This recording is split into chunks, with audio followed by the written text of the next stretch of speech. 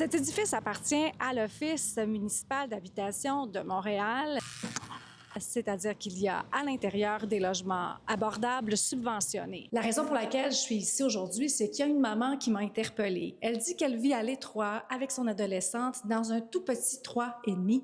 On va aller la rencontrer.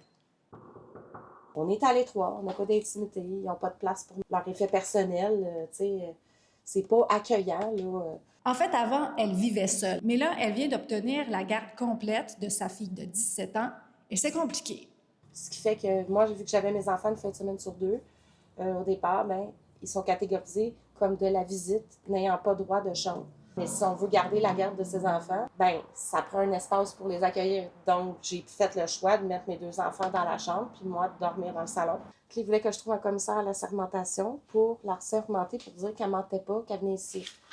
Là, vous êtes complètement timbrée, elle a 17 ans, qu'est-ce que vous voulez?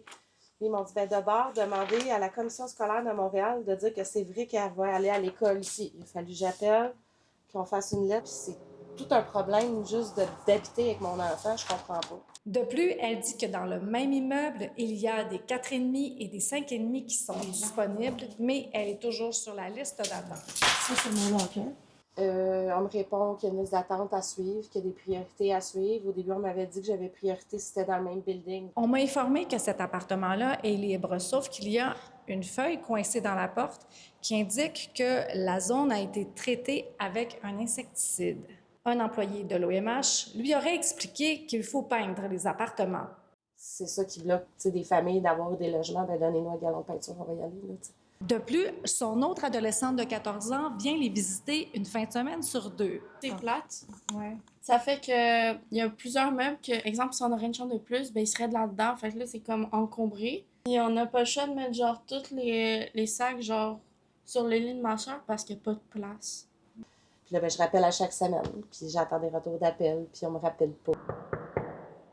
Actuellement, à Montréal, il y a 14 030 demandeurs de HLM. La majorité, 9 453, sont sur la liste pour obtenir seulement une chambre. Parmi eux, 5 688 personnes âgées.